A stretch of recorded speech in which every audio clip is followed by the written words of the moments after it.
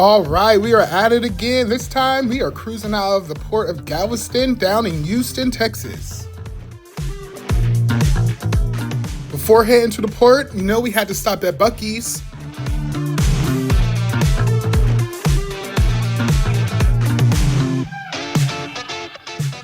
And yep, the food's as good as everyone says it is. I know this channel is supposed to be about cruises, but if you ever do cruise out of the port of Galveston, I definitely advise you to take a stop.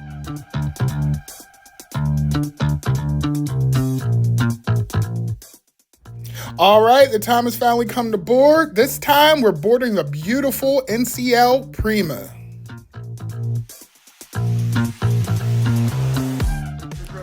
And you guessed it, it's first drink of the day time. I don't know about you, but all I know is that when I have my first drink, I know my cruise officially starts. Shout out to my friend Paige and Malia. These tumblers are gifts that we got from my friend Paige and her wife Malia. Malia and Paige, thank you so much. We take them on every cruise since we got them. I can't wait until September 2026. Hope to see y'all there. Mike here. Let's talk about the wonderful bourbon tasting we did our first sea day of the cruise. Now, for those of you who don't know, I'm a huge bourbon fan, so I really enjoyed this activity. We got a flight of 4 high-quality bourbons, 2 of which are near impossible to find in PA. While we didn't try the old Rip Van Winkle, it was nice just to get to touch such a rare bottle. This activity isn't included in your cruise fare, however, I thought it was well worth the $20 a person to try some great rare bourbon. After we did the bourbon tasting, we decided to tour the ship for a bit and check out some of the onboard activities they had to offer, and I found a little ducky along the way. If you don't know, hiding and finding rubber duckies on a cruise is a thing.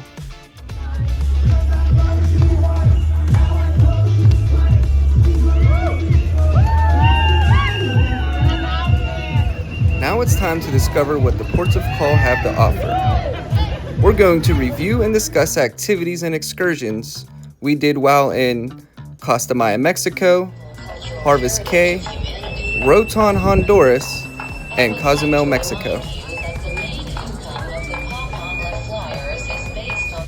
Let's take a gander at the Paplanta Flyers, aka the Flying Birdmen, perform some amazing stunts upside down while spinning around a pool. There's a story going on in the background, which I'm not going to pretend to remember, but it did add some historical knowledge to the experience. Our next stop is Cozumel, Mexico, a very popular and safe port of call.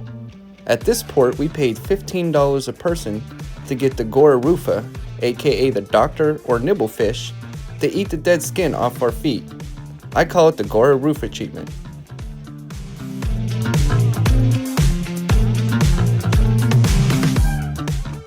Our next stop, Harvest Cay, is Norwegian's private island.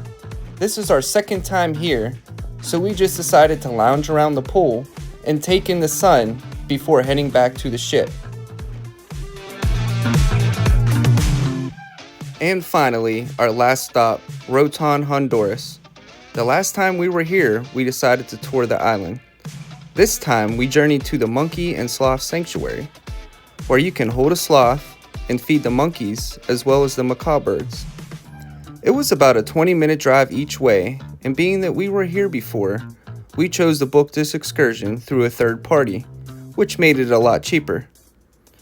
The excursion lasted about 2.5 to 3 hours, and after we decided to head back to the ship. Please be careful when booking with a third party though, as you can be left behind if you don't get back to the ship on time. Derek here. I do want to add that Roatan isn't really known to have a high volume of traffic, so in this situation we felt pretty safe doing a third-party excursion.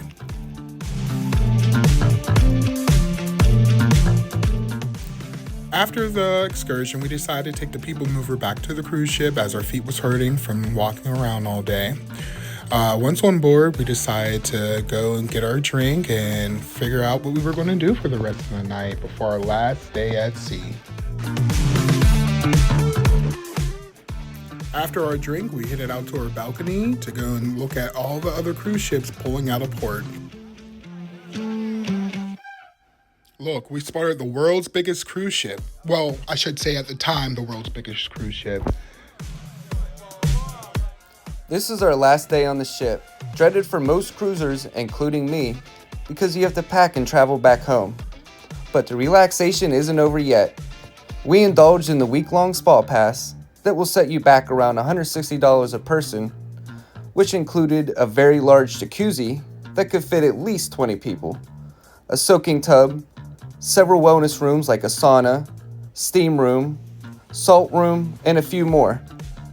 I don't know about you, Derek, but the spa is definitely worth it. I agree, it was definitely worth it. After a relaxing day at the spa, we attended our last show of the cruise, the Levity Comedy Show, my personal favorite. Thank y'all so much for tuning in. Subscribe to our channel. Please share our video with your friends. And above all, I hope this inspires you to book a cruise. Until next time, this is Still City Travels. Thanks for tuning in.